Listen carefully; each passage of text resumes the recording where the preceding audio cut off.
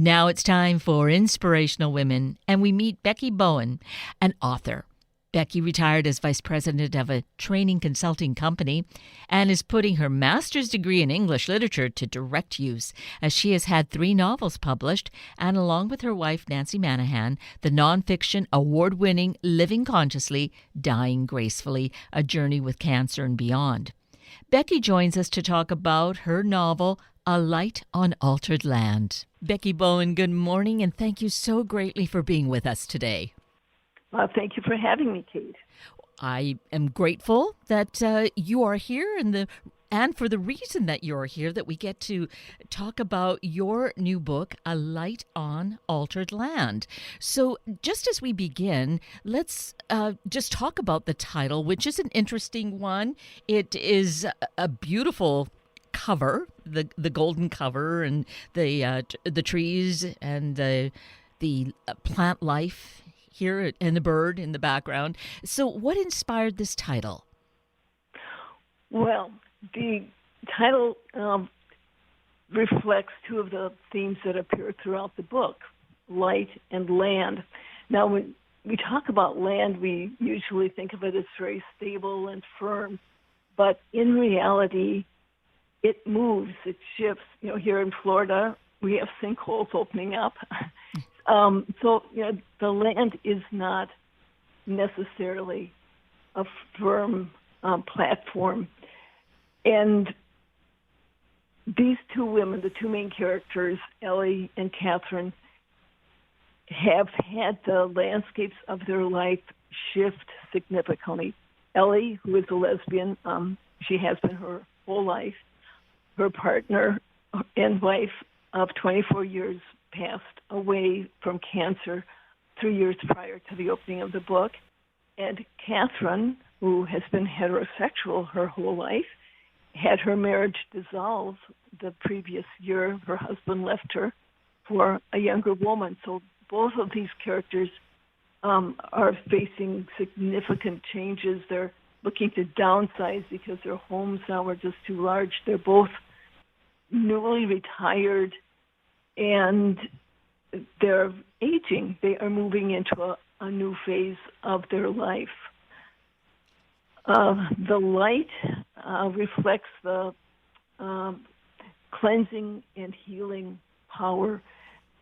Catherine is a psychotherapist, and at one point in the book, she talks to Ellie about turning a rock over, and you can see underneath, it's moist and damp and the worms. And if you expose things to light, they have the chance to heal. You get them out into the open, and that's what they want to do with their troubles. They let the light shine on them. They find new perspectives, and it symbolizes a new day. So that is the story of the title.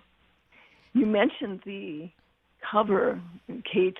Well, the foliage that you see on the bottom is actually cannabis.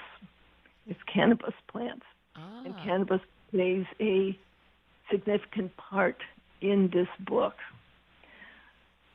The 2 women take a trip to California to visit one of Ellie's nieces, and also to pick up some cannabis product. It's a special product called Rick Simpson oil, which is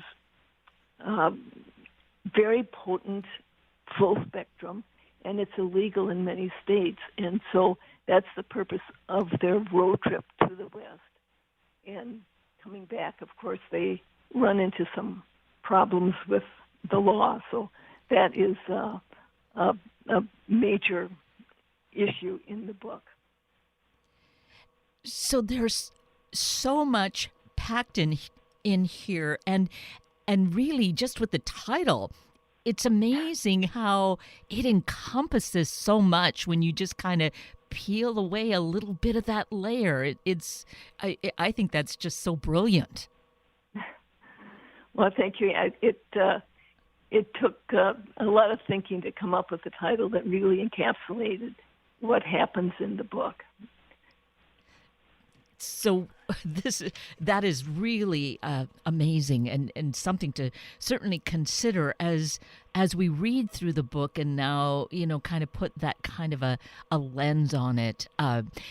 So we do have these two main characters who really are beautiful people. Why do I say it like that? They're just, I guess, engaging and women that we feel we'd want to get to know because of just the way that you portray them. Are they a compilation of people, partly yourself? What is the story there, Becky? Yes, they are. They are a compilation of several people. I brought the traits of my wife Nancy and I into these characters.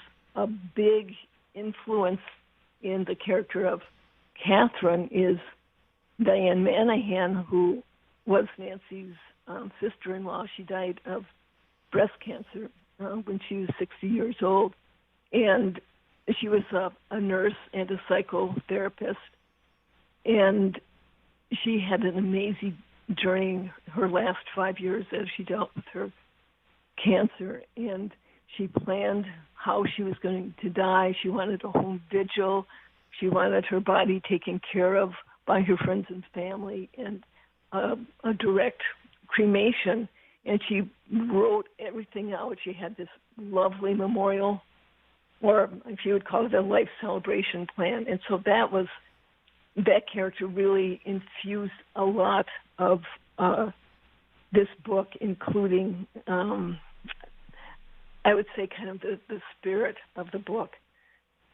Nancy, my wife, is a college English teacher. She's retired now.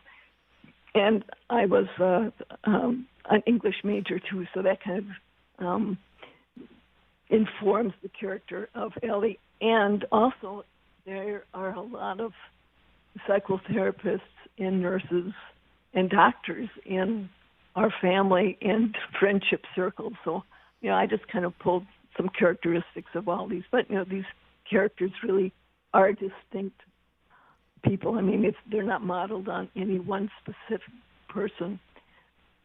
I really like it that you said that they were relatable. I intentionally wanted to make them sympathetic characters.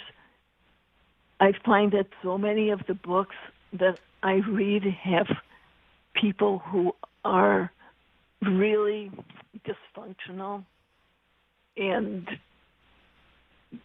so much of the conflict of a book can be based on dishonesty and lies. And I wanted to show characters who are impeccable with their word, and they can model good communication skills.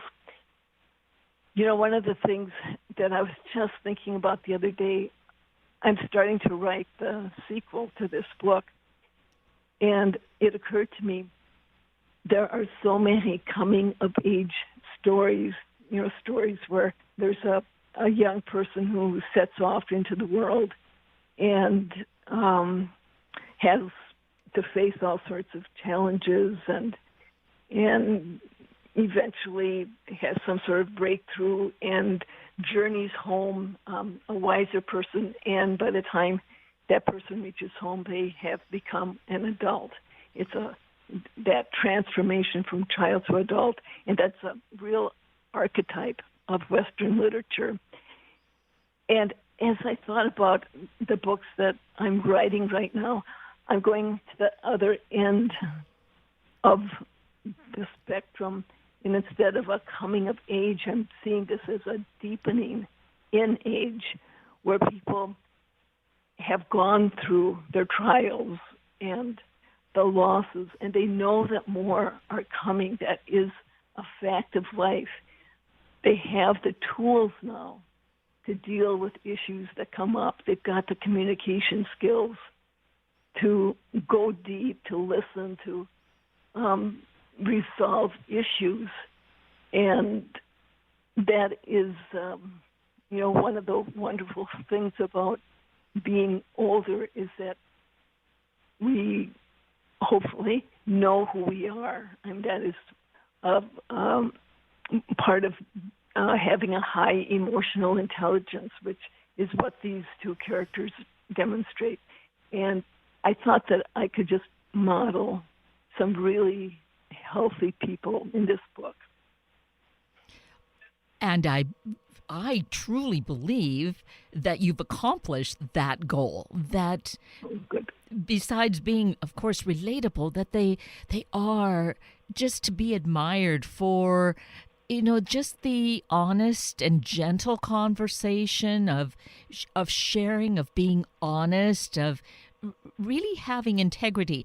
And that kind of, all the life experience leads to that, to be able to share it. Yes, they're really lovely, lovely people. Thank you. I've had so many people tell me, oh, I want these two as my friends, or I wish I could sit in the back seat of that car on the trip going to and from California and just listen to these two talk. And I do too. I want to spend more time with them, which is one of the reasons I'm writing a sequel. And so that was something that happened as this book ended. You realized, oh no, there's more to this story. These are wonderful people. We need to know more of where this trajectory goes. Well, I didn't think that at first, Kate. I really thought, okay, I spent all I could in this book. I just drew on everything that I could, and it wasn't until recently, I think it was in December or something, I thought, oh, I can take this further. And I'm moving it into the age of COVID and how these two deal with the challenges that come living through a pandemic. And, it's kind of a timely book. Absolutely. To, just draw in what is happening. As, of course, just the reality of what was happening in their lives as they first met, and having these more mature and intelligent women develop this relationship between them. It's just something, I think, as you were saying, you just wanted something that was more honest and forthright in writing a book to give us something more intelligent to read. And also to give people hope. Many books now about older characters deal with infirmities and Alzheimer's and things, cognitive issues. And, there again, deliberately, I have these two characters be healthy. And another aspect too is that I wanted to show that romantic love is possible at any age. It is something that I see in my community here in Florida. I see older people having lost a partner after some bit of time, whether a year or two or three. Suddenly something clicks with someone else, and it's really fun to see how excited people are in their 60s and 70s and even 80s. It's never too late to fall in love. And that's another thing that some readers have told me, that they said, oh, it really gives me hope. I've been single now for several years, but it is possible. So I'm glad I can give them some hope.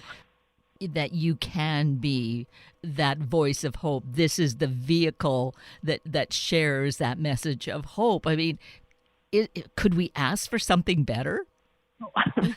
Really?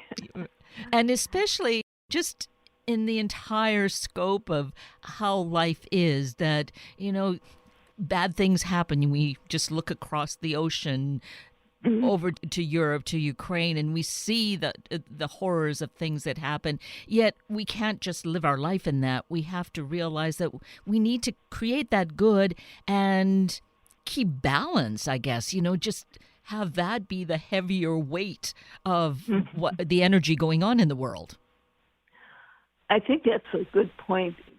We have to find balance. I mean, we don't want to be squirreled away in our own little bubble of happiness. I mean, it's important to be relating to the world and doing what we can.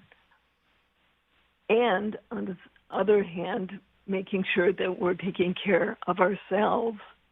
And if we're a mess inside of us, we're not going to be able to contribute much to the outer world. So that's something to keep in mind.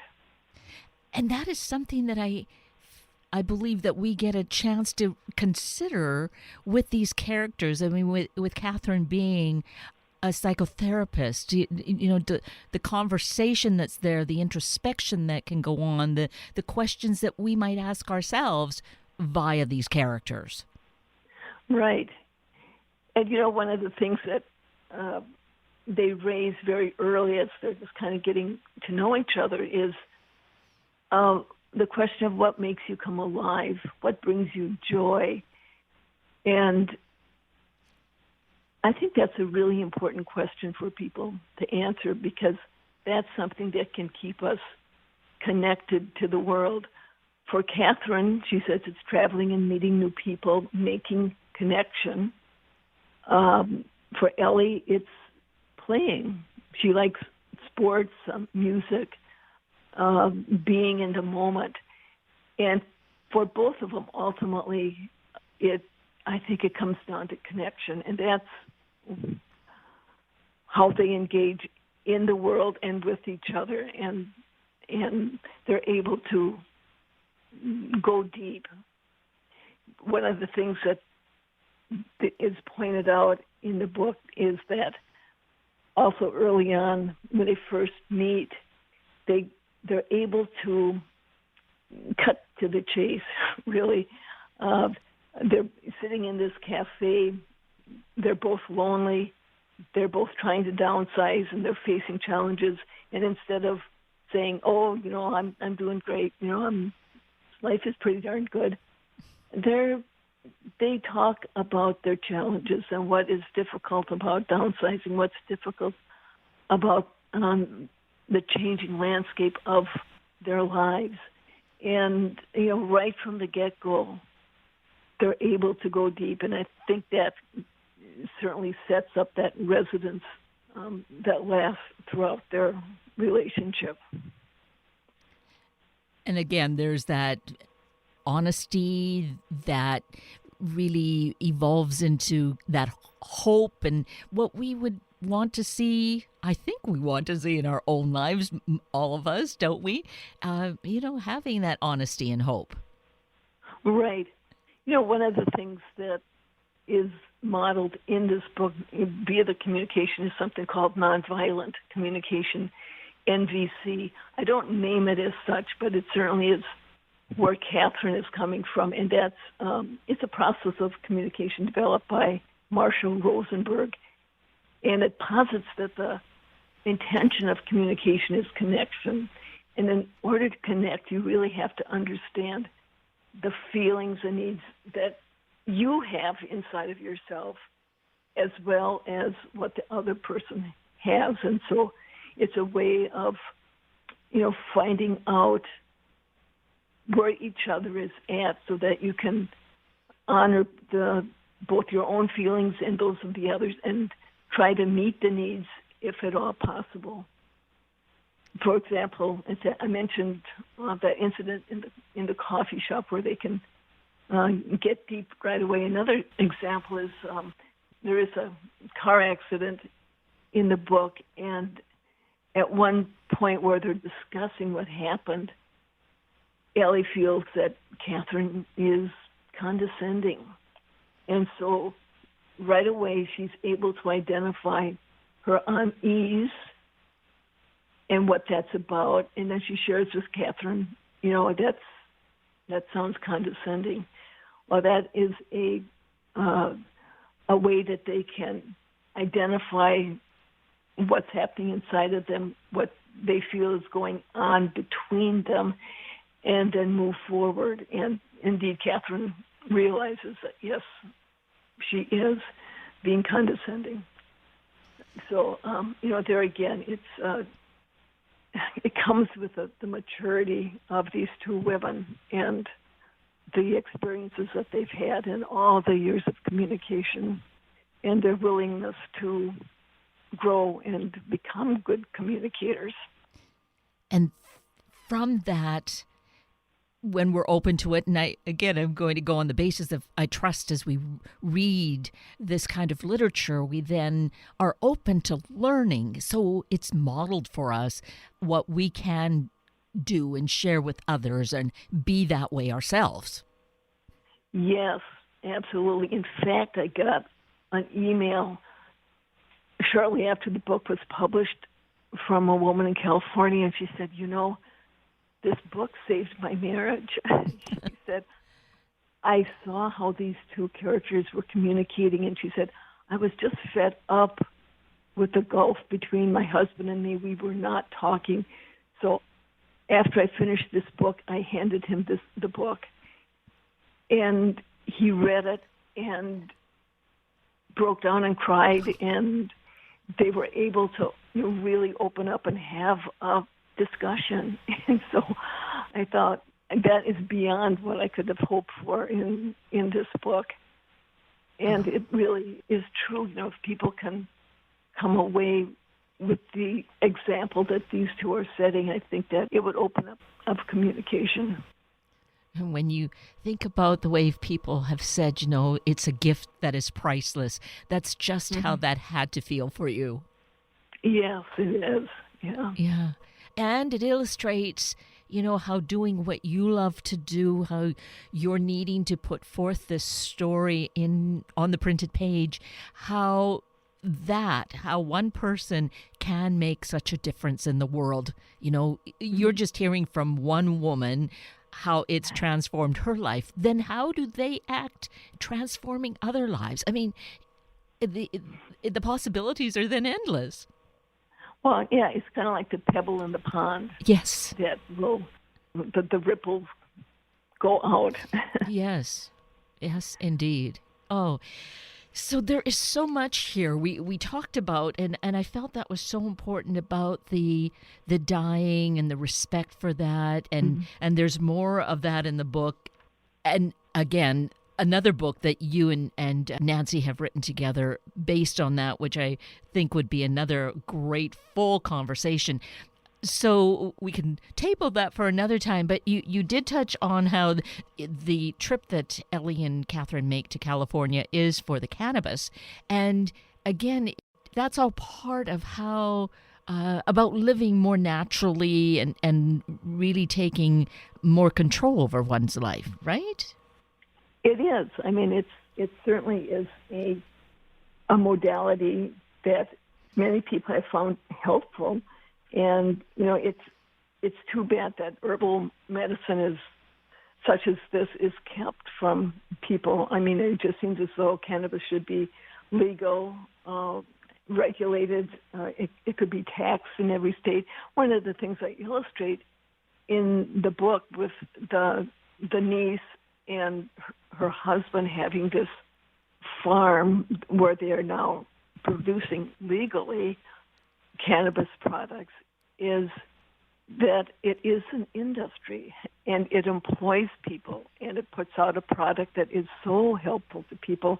It's a product that is individualized. It's not one dose fits all or one strain of cannabis works the same for everyone. It's very individual.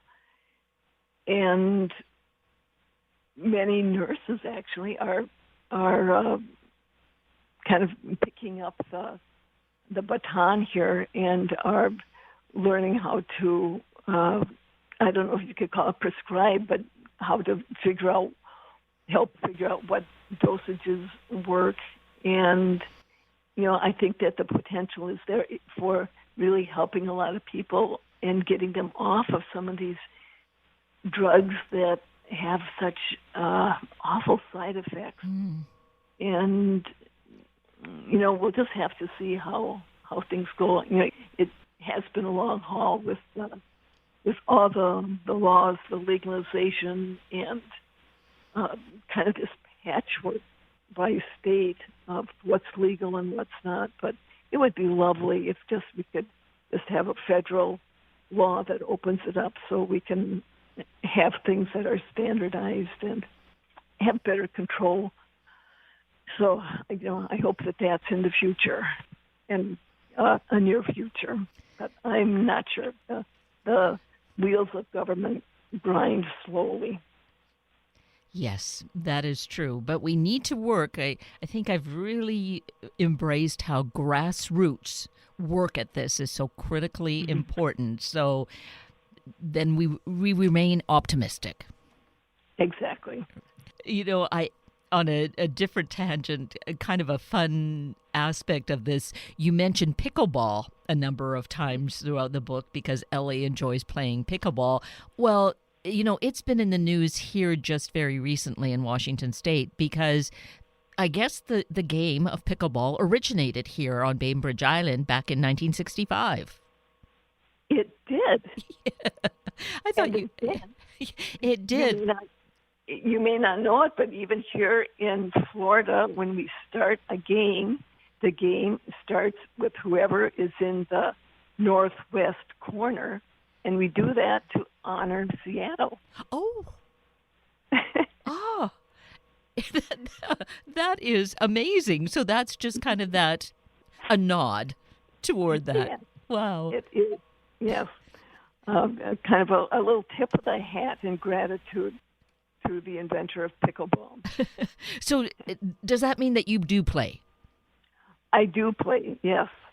I had some back issues recently, so I'm kind of off the game at the moment. But it's a wonderful game, and it's particularly suited, I think, for people as they get older. The ones who love tennis are finding that it's a little too demanding of a sport as they age, perhaps. And pickleball is just a wonderful way to really stay active, and it's something that people can pick up very easily. I've been with people who never even picked up a paddle before, and boy, within half an hour, it's like they're meant to be playing, and so it's a wonderful game. Well, that is so wonderful to kind of learn a little bit more of that piece of the story in your wonderful book, Becky, A Light on Altered Land. And I'm really excited that you actually are working on the sequel because I think that as we read this book and we meet Ellie and Catherine, we just do connect with them and find them to be really such wonderful people that we could see ourselves being friends with as well, right? Right.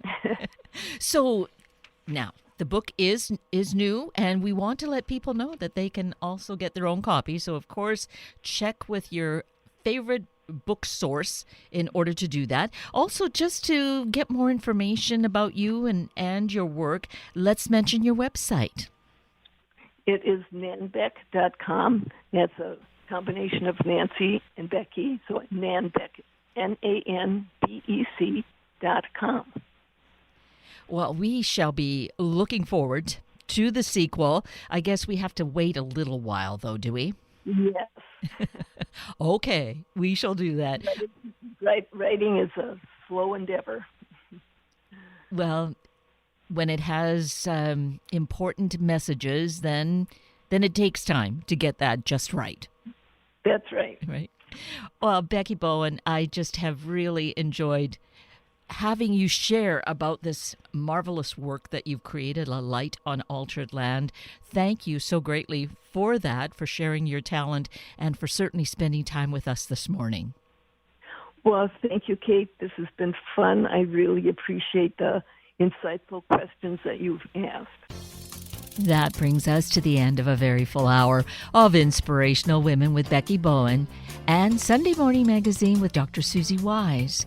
I'm Kate Daniels, your host, and I greatly appreciate your sharing this hour with me and these special guests. For details you might have missed or information you'd like to know, please just send me an email, kated@warm1069.com, and I will get right back to you.